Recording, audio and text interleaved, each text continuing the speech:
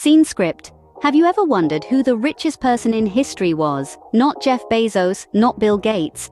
Meet Mansa Musa, the 14th century African king who is estimated to have been the wealthiest individual in human history. Mansa Musa sat atop the Mali Empire in a time when it was one of the largest kingdoms in the world, spanning territories that we now know as Mali, Senegal, Gambia, Guinea, Niger, Chad, Mauritania, and Burkina Faso. Imagine, if you will, an empire so vast and potent, it controlled the trade of two of the most precious commodities of the era, salt and gold. Yes, the primary source of Mansa Musa's unimaginable wealth came from this very control and taxation of the salt and gold trade. With this wealth, Mansa Musa built mosques, universities, and transformed cities into significant cultural centers. He was a king, a scholar, a patron of the arts, and above all, a man of immense wealth.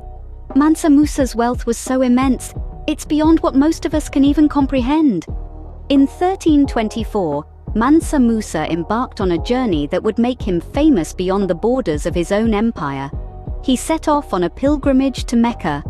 This wasn't just any journey, it was a spectacle of wealth and power that the world had never witnessed before.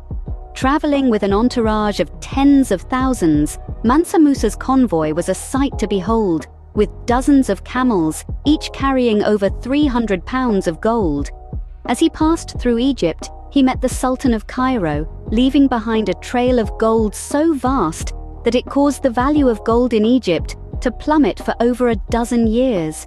Word of his unimaginable wealth traveled far and wide, reaching the corners of Europe and making him a globally recognized figure.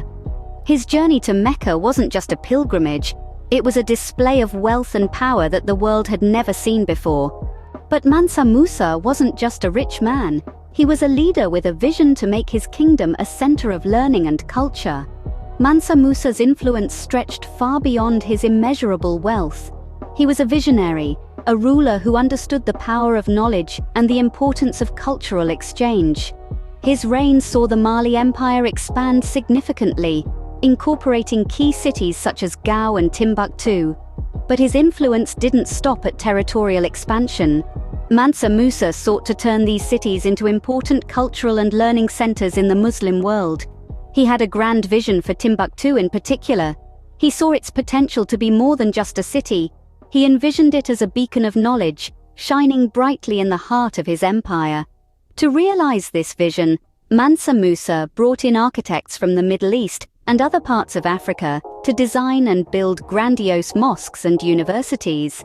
He wanted to create an environment that would foster intellectual growth and cultural exchange, a place where scholars, traders, and travelers from all over the world would convene. And his efforts bore fruit. Timbuktu blossomed into an important trading city, with caravan links to all the significant trading centers in North Africa.